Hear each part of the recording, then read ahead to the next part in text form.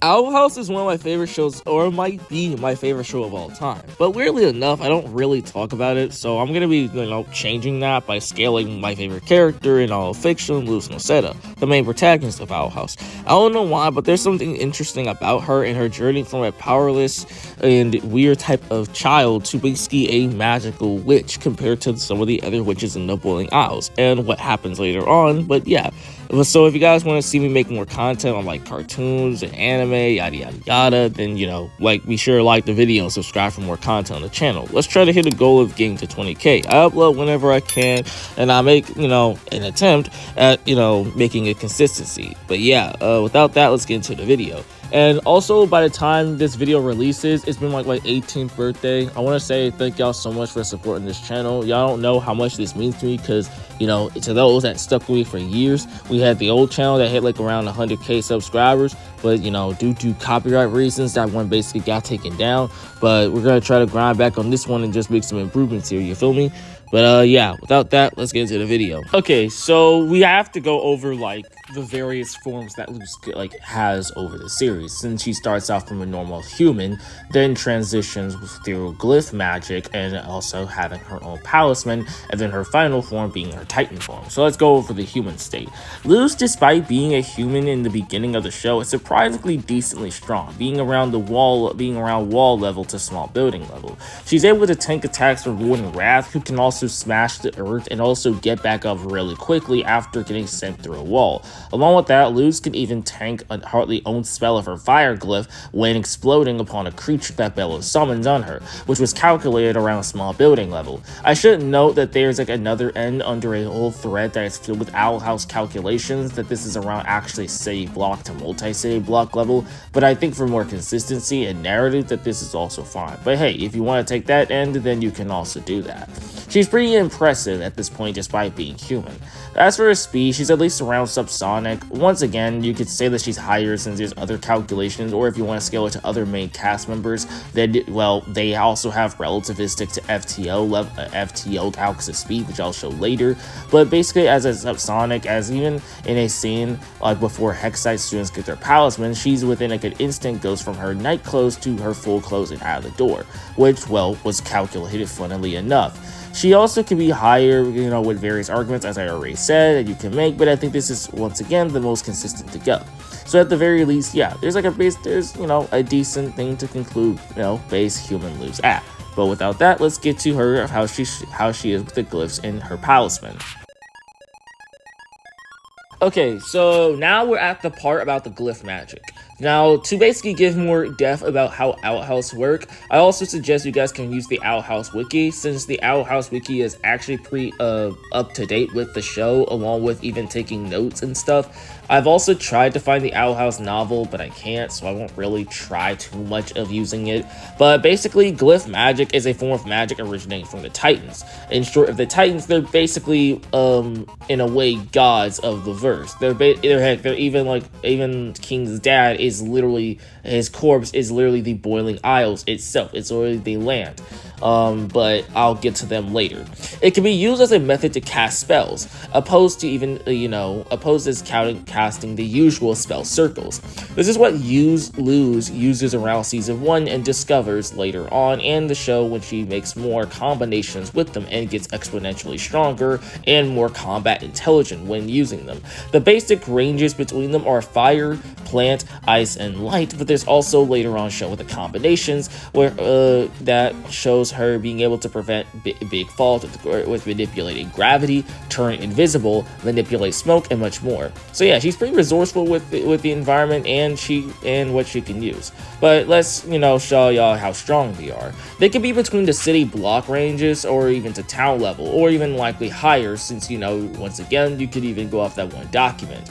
And say that basically they should upscale stuff, or Luz using them should upscale these other calculations. The feats consist of like burning through massive woods, making massive ice structures, and even stopping massive ice structures, and even the other ends for blowing up monsters and summoning a subsonic feat from Hunter in the context of of traveling through Palisman. There's also just supersonic calcs for the Palisman. Palismans are basically the witch's staff that they're given to. They are custom animals and creations, but they can obviously be the staff. They also are able to be usable for combat, such as casting other spells, or even using them for further teleportation and agility, or even just to see better.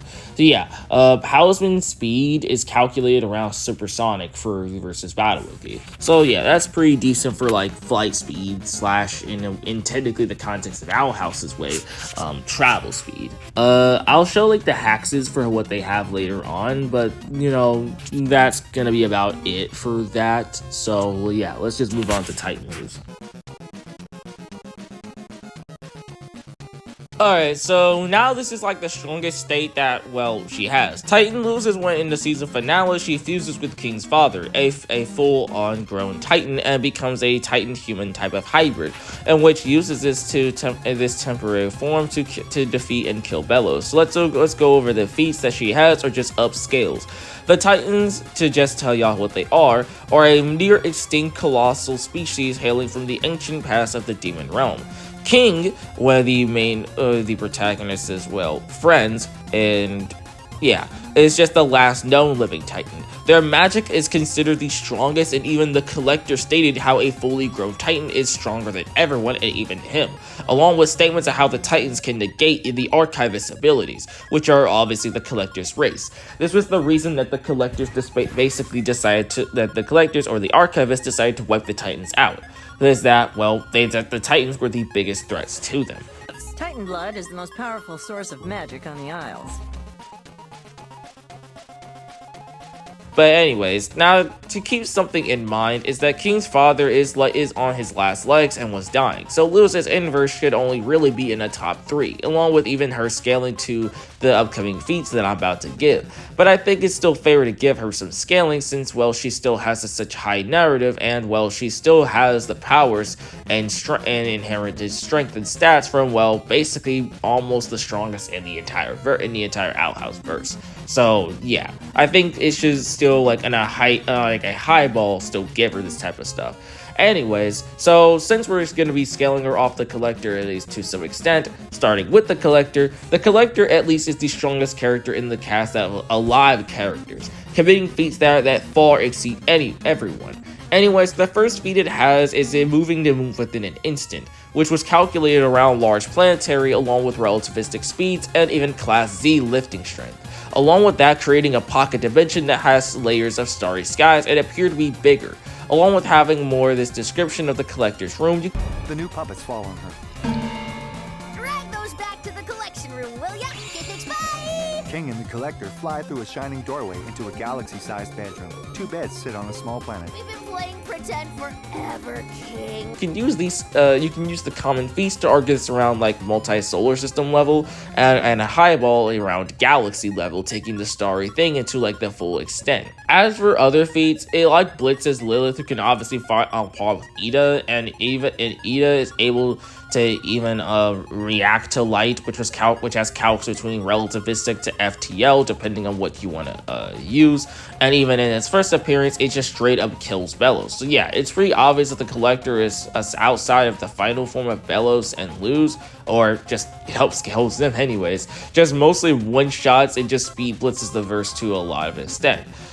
So for like the speed, since as I'm showing on screen, most of the speeds for the Owl House characters ranges between relativistic to FTL, I thought it basically be logical to assume that in Luz, Bellows's, or final form Bellows in the Collector's cases, that they should probably have like a massive jump in speed, or should be a bit higher, like FTL plus, or even around the MFTL ranges, which is where I think that's kind of fine. I think it's a decent assumption, since it's really obvious that they're just simply way above everybody in terms of like actual stats. But yeah, downscaling off this makes like, you know, the last form that Luz has extremely powerful to a standard. But let's move on to our hacks and conclude. Alright, so I'm gonna basically go over now the last part. This is kind of like mixed bag, since this is like at least a decently strong thing, but probably also the weakest thing about Luz comparing her to like lower tier types of characters or like 3D characters is kind of her hacks.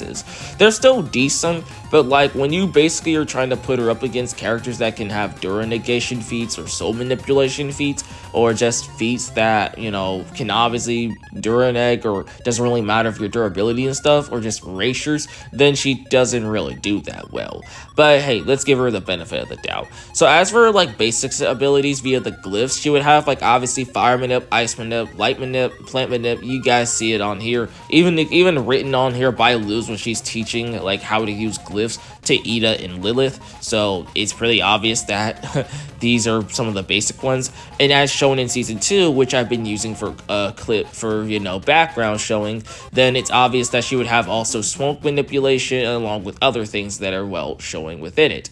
As for like Titan Luz, since obviously that's just the abilities that Luz has, or if you want to count Luz's palisman, then you could also like give it like erasure or just like a really blast type of manipulation feat, which I didn't mention, but this feat was also calculated to be around like town to city level. So yeah, you can just scale Luz around that too. But anyways, as for like Titan Luz, she would have like obviously limited time manipulation, since Titan's blood stated how they can create holes in time. Oh, I remember these. In the prehistoric era, it's theorized that coagulated Titan blood mixed with the magical algae of the boiling temporary holes in time. Time magic, baby. She would have force field creation, so she can basically make a force field that can deflect attacks and just protect her from stuff. She can also even use it to travel as well. She also can have imagination and manifestation and shield creation, literally stated how she can think of what she wants, and well, she can just make it on the spot, along with that of obviously, well, a consistent for shield creation. She also has sound manipulation. Like, this is like a main Titan ability of making sonic screams that can actually be really powerful and go huge distances, and she's able to make one. There also can be used to deflect attacks and even erase and even destroy certain structures. I'll probably see later of how like strong these are using kings or even at titans, but yeah, these are still something to pretty much note. And she can also have self-substance type 1. She can breathe in space, so even if you lunge during space or like go against a character that just destroys a planet, she can survive that. Along with her staff, she can obviously just fly up there. And she also has possibly corrosion inducement, as she possibly have started the rain that dissolves Bellows, since, well, this immediately starts after he tries to manipulate her again. But yeah, I think that's gonna be it though for Luz. Overall, she's a really decently strong character, and I feel like she could be just good for like certain matchups in cartoons. More so against characters that started off powerless and not really all that, but like, you know, they gradually became more stronger, and then their final state allows them to basically just defeat that type of villain. My favorite matchup for Luz, or at least one of my favorite matchups, because I have to see about these other characters that people usually compare it to, is like Deku, which is why that one edit exists. But yeah, I think that's probably gonna be it though. Anyways, as for Luz's conclusion, human Luz would basically be around wall level to small building level, though this should vary depending on what you basically believe in the calcs. As for her with like glyphs and her palisman, she would at least be around supersonic to around FTL, depending once again on the calcs and the consistency of it. And with glyphs and her palisman, it'd be around obviously multi-city block to at the maximum around small city level. And then as Titan Luz, via upscaling most of the stuff in the entire verse, since Titans are basically just stronger than everything, she would be around multi-continental to at a high end of galaxy level. So yeah, overall a pretty decently strong character in 3D. Really good. I'll try to see later on what are good matchups for her, but I think that's gonna be it for this video. I hope you guys like enjoyed this. Once again, thank you to all that have supported me when my birthday happened, since I am kind of recording this now at the point of it being the next day. But hey, that's gonna be about it for this video.